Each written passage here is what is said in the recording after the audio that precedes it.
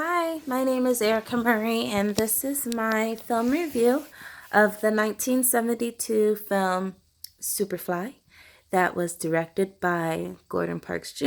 and it stars the late Ron O'Neal. Initially, I'd like to talk about drugs and the role that they play in this film. Drugs are almost a co-star for this movie because they're just so important to the message of the film. As it opens up, we have Curtis Mayfield's Pusher Man playing. Oh, by the way, this is a spoiler, so don't watch it if you haven't seen it. And I'm giving away details, so just throwing that out there for disclosure. But anyways, Curtis Mayfield's Pusher Man is playing as we can see two individuals on the quest for drugs. They're either looking for the money for it or for the drugs themselves. And they end up conveniently running into Priest, who they rob, and don't get away with the money because Priest chases after them, and their chase ends in a woman's home where she's laying her kids to sleep. So to me, that shows that drugs are literally disrupting African American families, African American homes, because it's just at the heart of so many issues for them.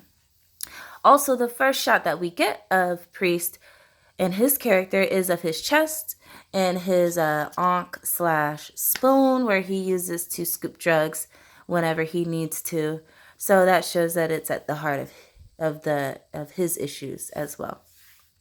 I'd like to speak a little bit about the reason why he's selling drugs, and it's said by him and his friend/partner Eddie that, drug dealing is a rotten game, but it's the only game that's left for them by the white man that they can operate in.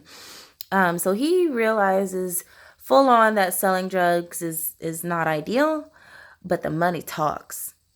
And it's making a lot more money than he would at a 9-to-5 job. But his character is trying to do what seems to be the impossible to everybody around him, and that's just simply get out of the game. Save himself before he has to kill somebody or somebody kills him. So he just wants to get out of the game, which is very interesting. But like I said, he feels that this is the only way or only means that he can make money to support his lifestyle and to support him. So to me, that just reflects his cultural ideology, because that's not necessarily true, but it is the reality that he faces and that he lives in, and is illustrated by Eddie's comments on how, this is what they've grown into. This is kind of what they're good at and what is for them. And it also reflects, in contrast, a white man's view of how he's making more money than he ever would. So why do you want to get out of selling drugs? So that was interesting to me. Lastly, I'd like to talk about Ron O'Neal and his character's love interest, who is Georgia. And I want to talk about their love scene because it is essentially the only love scene in this film. Yes, it does open up with him laying there with a white woman, but we don't see them in the act. We see Georgia and Priest in the tub getting down and dirty. Before they get down and dirty, though, they do something that is very interesting. They have a conversation with one another as two individuals. And I say that because it's a lot different than the portrayal of women in Melvin Van Peebles' 1971 film, Sweet Sweetback's Badass Song, because the women in that film are simply just vaginas. That's it. Just warm boxes. And they don't have brains or emotions or feelings or thoughts even. If it's not something in regard to having an orgasm, they really don't say a thing. But Georgia is able to profess her love and her desire to be there for him and be something else than something he just has to handle. She wants to just assist this man emotionally and kind of be his rock and his support, which is great because she can help him other than having sex with him. But they do end up having sex. After she tries to tell him this, he kind of doesn't necessarily give her the reaction she's looking for, and she does get frustrated. But they have sex because she knows that in that very moment, while they're in that tub naked, if that's how she can serve him, if that's acceptable for him, that's what she'll do.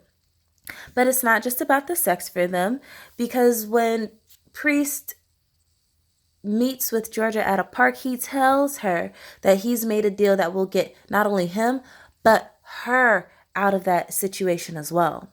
He wants to take her with him. That's his woman. That's not his whore or his prostitute or just someone he can have sex with to aid in his survival. That is his woman. And she's in it with him. And he's going to take her out with him. So I thought that was pretty nice. And I also like to note on the little scene that they have in the elevator when they're going down after he's got the money and they're swapping out the money for rags just in case the plan goes awry. They share a small little peck of a kiss. In the midst of all this chaos, he's still able to show some kind of affection and give her a kiss on her way out. And when he's being frisked by the police, he checks for her safety, checks to make sure that she made it out.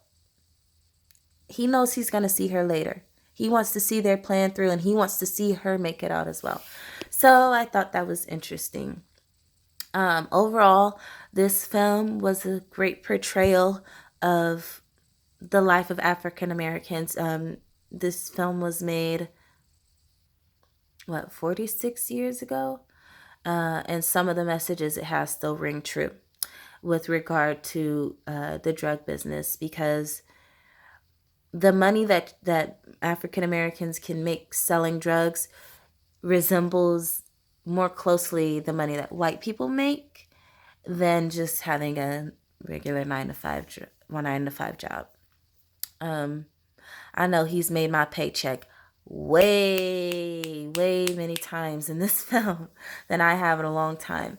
So it's just interesting, the complexity of that and the complexity of knowing that the white man knows that he controls this game because he is the head honcho. And he can use these black people at his disposal and dispose of them when he's done using them. So I thought that was interesting too. It kind of had some political messages in it as well. This film, like I said, was a great film, very interesting, very black. And it just does a great job of illustrating the dilemmas black people face when it comes to making a living for yourself. If you haven't seen the movie, you should, because it's awesome. Thank you.